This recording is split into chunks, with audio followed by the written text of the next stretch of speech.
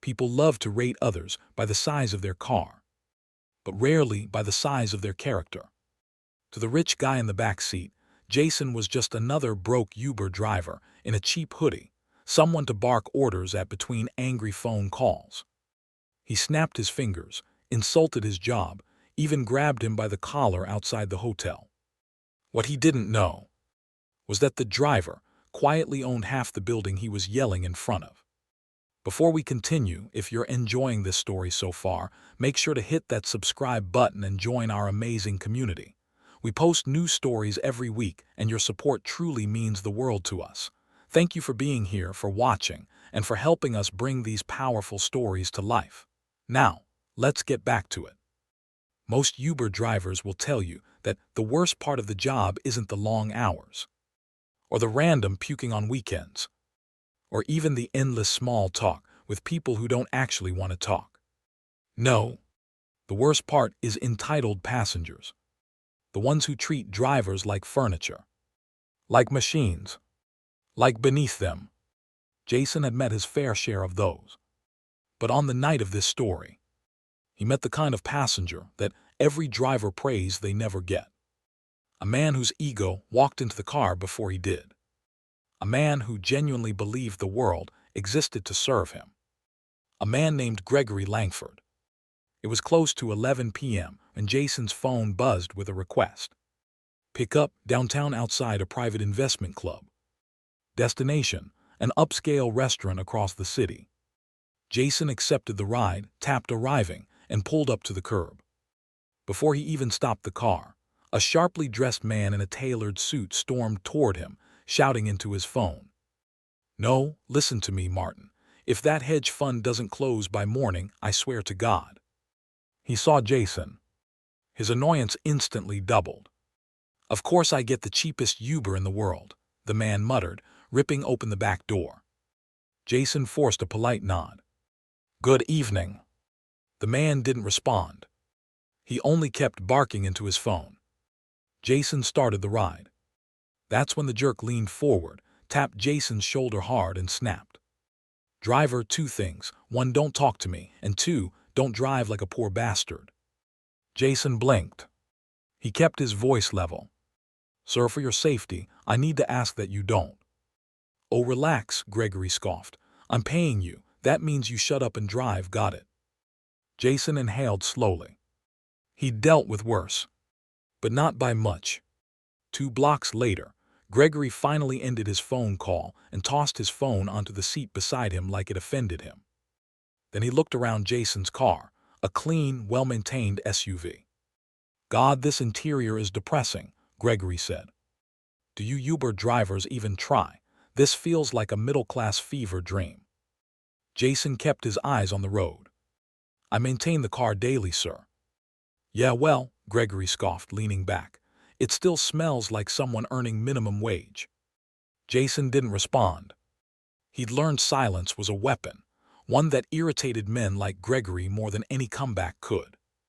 Sure enough, Gregory leaned forward again. "What, nothing to say? Cat got your tongue, Uber boy." Jason simply flicked his eyes to the rear view and offered a tiny, professional smile. Gregory rolled his eyes. "You know what I don't understand," Gregory continued, folding his arms dramatically. "How someone wakes up one day and decides, 'Yes, I think I'll drive strangers around for 12 hours a day. That's my life now.' It's pathetic, man, genuinely." Jason's knuckles tightened around the wheel, but only slightly. Inside he was calm. Practice calm. The calm of a man who'd heard every insult before and survived far worse. Gregory wasn't finished. "You're what, 40, 50? You should have a real job, a business, a mortgage, something." He waved at the simple dashboard. "But nope, you're chauffeuring people like me around. No offense, but what a dead-end existence." Jason remained composed, even as Gregory's words grew sharper. "Just curious," Gregory said with a smirk. "How much do you make? 50 grand a year, 40, God, maybe 30. Jason didn't answer. So Gregory pushed harder. "Tell you what, I'll give you a tip. Advice, I mean, not money. People like you, you'll never get anywhere because you're too used to being small. That hoodie you're wearing, it screams poverty. Your car, basic. Your entire vibe, broke. Jason didn't flinch. But something behind his calm eyes cooled, sharpened, hardened. Gregory still didn't see it. He was too busy performing for himself. They ended up behind a slow-moving truck. Gregory groaned dramatically. "Are you kidding me? Go around it, you idiot." Jason politely explained. "Sir, it's a double yellow line. It's illegal to pass." "Oh my God, you really are a poor bastard. Just break the rule. What's the worst that happens? A fine you can't afford." Jason kept his voice even. "We'll be there soon." Gregory threw himself back in the seat like a toddler. "Oh, unbelievable. I always get the incompetent ones." For a few minutes there was blessed silence, until Gregory spotted something through the window, a huge billboard with Jason's face on it. Well, not exactly Jason's face. It was a billboard for Ironshore Security, a multinational private protection firm. A company Jason happened to own. A company worth nearly $300 million. The billboard displayed a stern-faced security specialist in tactical gear who looked eerily similar to Jason, because it was Jason, taken years earlier during a promotional campaign. Gregory leaned forward. "Wow, check that out. Ironshore Security. Now those guys actually do something with their lives." Jason didn't comment. "They're elite," Gregory continued, pointing. "Former military, CEOs, millionaires, not broke Uber drivers." Jason simply nodded once. Gregory exhaled dramatically and relaxed. At least someone in this city isn't a loser. Jason finally allowed himself a tiny, ironic smile, but Gregory didn't notice.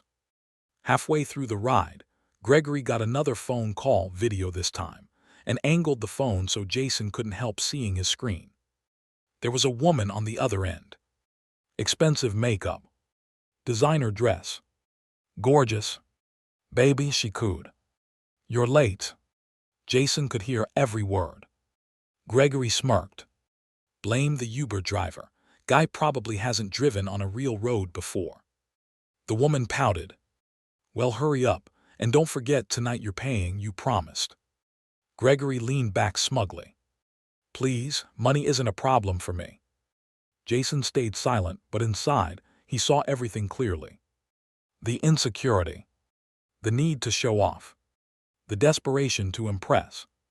The type of man who believed money equaled worth. Jason had known many like Gregory in his life. Men who demanded respect because they couldn't earn it.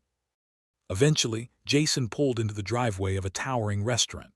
Valet-only, marble entrance, private fountains. Gregory leaned forward, sneering again. "Here's the deal," he said.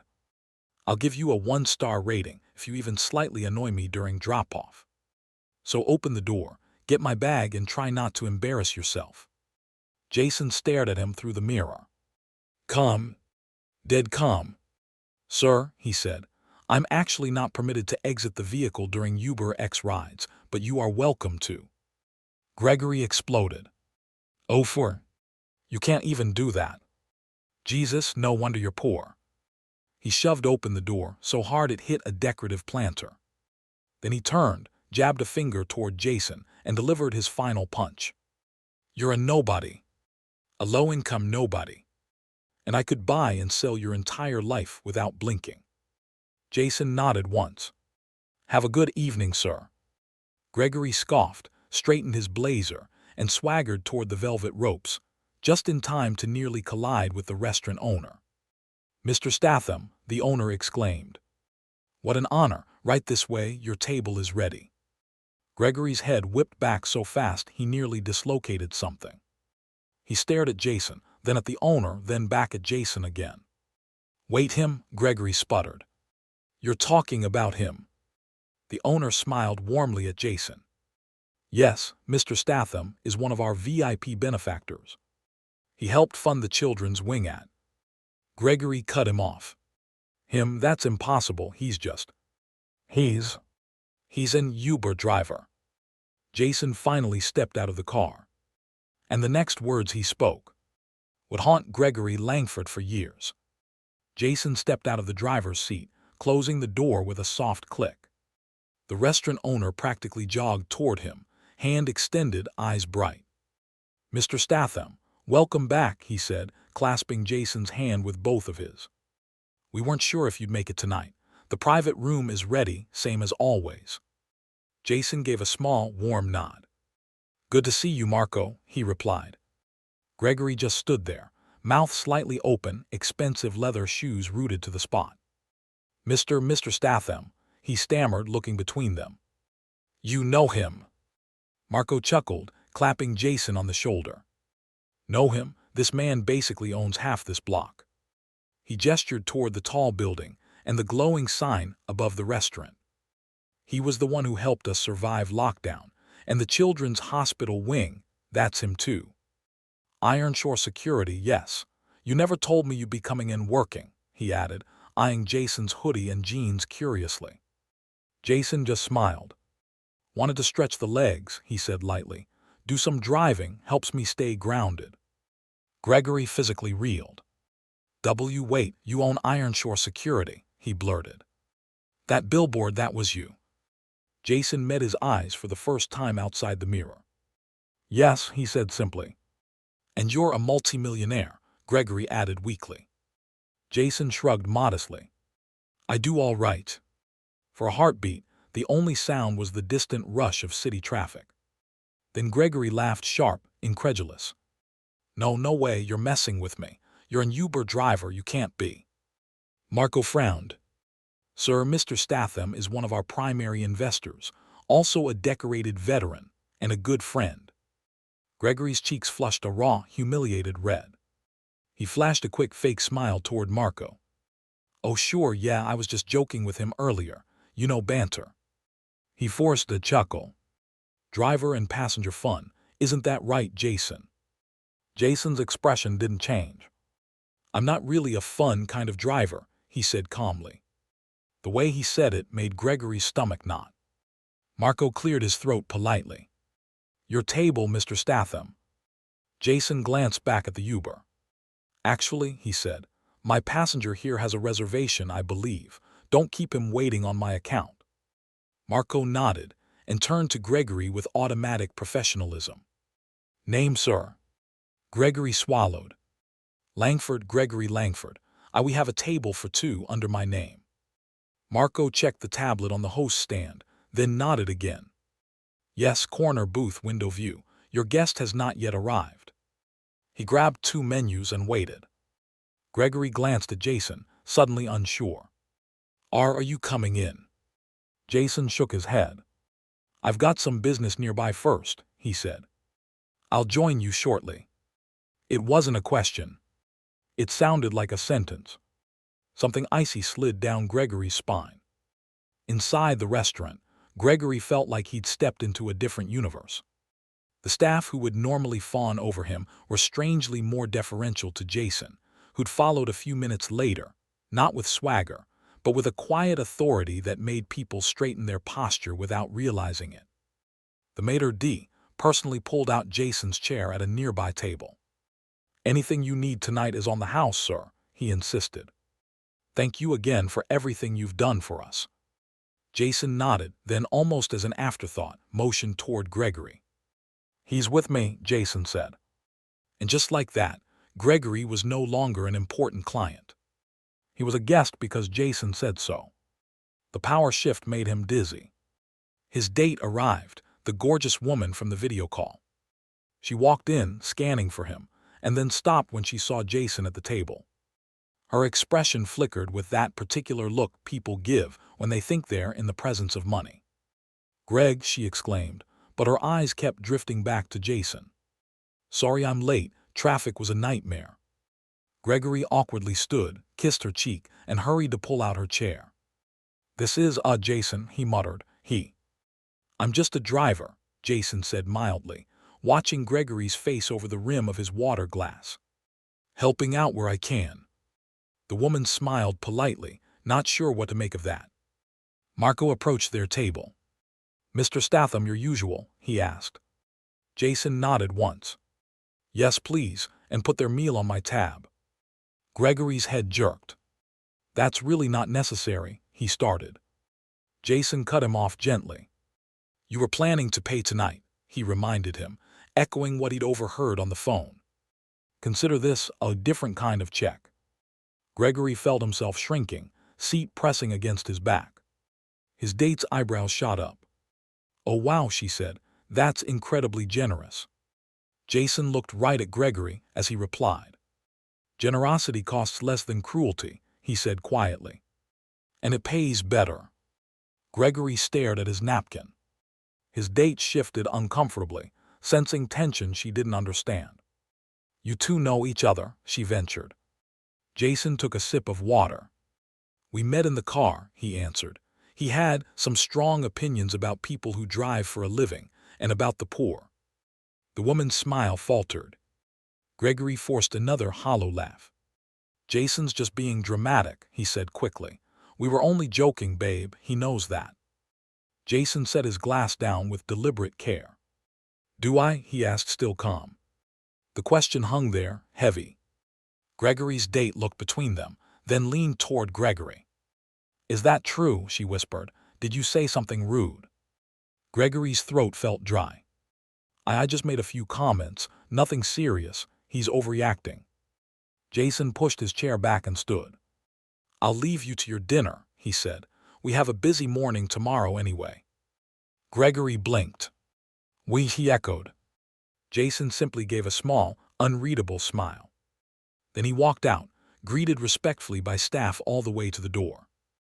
Gregory watched him go, that single word echoing in his head. We? What did he mean, we? The answer arrived at 8 a.m. the next morning.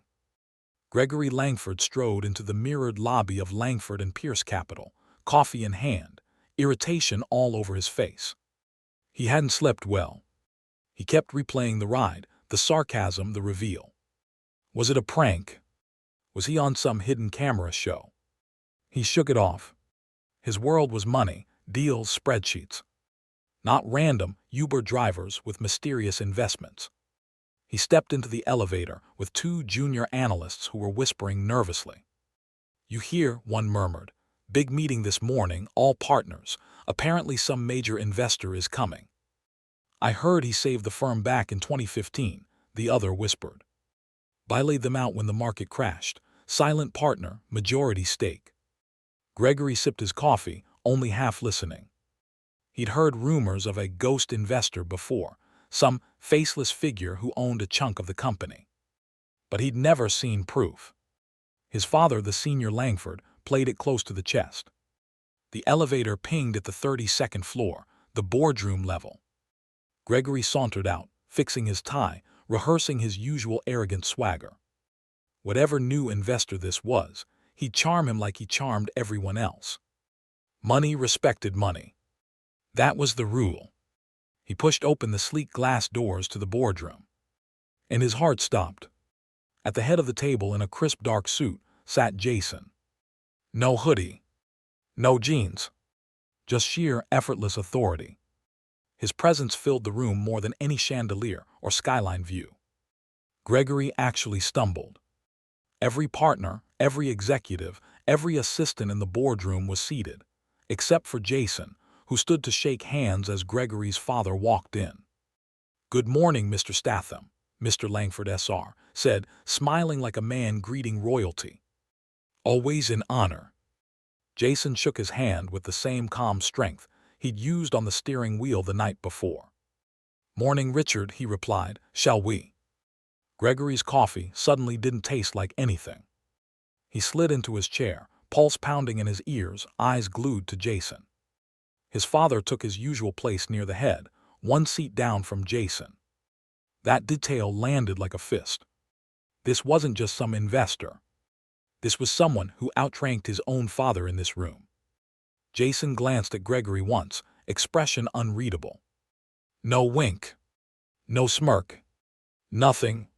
He addressed the room. Thank you all for coming, he said. As most of you know, my name is Jasonstatham. I operate Ironshore Security and a number of related ventures. I also hold a majority interest in Langford and Pierce, thanks to a deal your founder and I made some years ago. A murmur rippled around the table. The junior partners looked stunned. Gregory felt cold. His father cleared his throat. Jason helped keep this firm alive during the crash, he said. We're here today to discuss expanding our partnership and implementing some cultural changes in how we treat people who work with us. His eyes flicked very quickly toward Gregory. Jason clasped his hands in front of him. Last night, he said, almost conversationally, I decided to drive for Uber.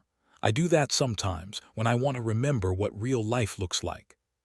A couple of people chuckled nervously. Jason didn't. I picked up a passenger outside a private club, he continued. He was outspoken, thought being rich meant he could treat people any way he liked, called his driver. He paused, eyes briefly on Gregory. A poor bastard. A few heads turned. Gregory stared at the table. Jason went on. He mocked his clothes, his work, his income, his dignity. He bragged about his own wealth, his status, his deals. Jason's gaze swept the room. And then that passenger watched the same driver walk into a restaurant as a VIP investor, while he stood there trying to understand how the world had flipped. Silence. You could have heard a pin drop.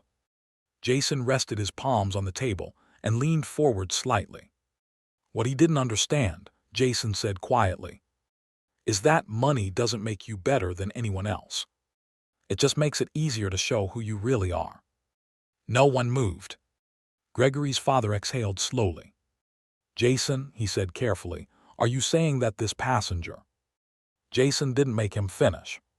Yes, he said, he works here. Now every eye in the room turned to Gregory. The air felt thick. Gregory swallowed, throat dry. I didn't know, he stammered. I didn't know it was you if I'd known. Jason lifted a hand. The room went still again. That's the point, he said. You shouldn't have to know who someone is to treat them with basic respect. You shouldn't need their resume or bank balance to act like a decent human being. He straightened. Your firm has a reputation, Jason continued. Profitable, aggressive, but also entitled, rough on support staff, dismissive of drivers, assistants, cleaners, waiters, the people who keep this place running while you all chase deals. He looked around at every face, one by one. If my name is attached to this company, he said, that culture changes, starting today. Gregory's father nodded stiffly, cheeks flushed. I agree, he said, completely. We've let some things slide. I take responsibility for that. Gregory felt like the floor might open beneath him. Please, he blurted, eyes on Jason. I was drunk, I was stressed, my deal was on the line, You were sober, Jason cut in, voice cool. You were stressed, yes, but that's when people show you who they really are, when it's inconvenient to be kind. Gregory's excuses died on his tongue. Jason turned back to the partners. I could pull my investment today, he said. I could walk out and this company would survive, but not easily. Some deals would vanish. Some projects would never launch. He let that sink in. But I'm not here to destroy anything, he added. I'm here to fix something. A flicker of hope touched Gregory's chest, then twisted into dread. Jason looked at him. Gregory Langford, he said formally. You're not being fired, not yet. Gregory exhaled shakily. But Jason continued, there will be consequences. Of course there would. Gregory braced himself for a pay cut, a demotion, something. He wasn't ready for what came next. For the next 3 months, Jason said, you're stepping down from your cushy role managing deals you never see the human side of. Instead, you'll be in charge of ground operations. Ground what? Gregory croaked. Jason folded his arms. You'll coordinate transportation for clients. Schedule drivers. Stand outside in the heat, cold, and rain, making sure they're treated with respect. You'll ride along on at least 2 shifts a week. You'll serve coffee to the cleaning staff working overnight.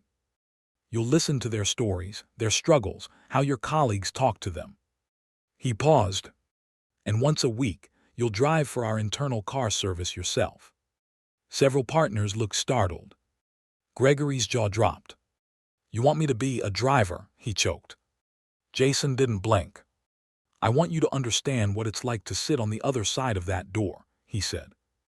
"Maybe then, the next time you're tempted to call someone a poor bastard, you'll remember there's a human being behind the wheel." Gregory looked at his father, pleading. "Dad, you can't let him do this. I'm your son." His father cut him off sharply.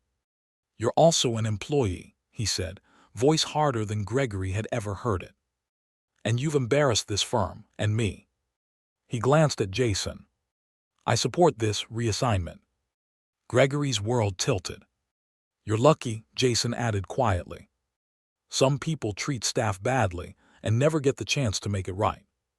He straightened, signaling the topic was nearly closed.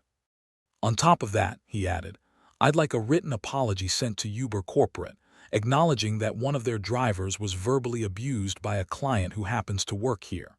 And a donation, let's say $50,000, to a charity providing financial support for gig workers." Gregory stared. 50. His father cleared his throat again. "Done," he said quickly. "We'll arrange it this week." Jason nodded once. "Good." He sat down, calm as ever, and opened his folder. "Now," he said, as if they'd just finished talking about office supplies, "let's move on to the Asia expansion numbers." The meeting continued. Deals, charts, forecasts.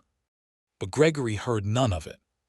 All he could hear was the echo of his own voice from the night before. "You're a nobody, a low-income nobody." He felt sick. 3 weeks later, a black sedan idled at the curb outside the same fancy restaurant. But this time, Gregory wasn't stumbling out of it in a $1,000 suit. He was in the driver's seat.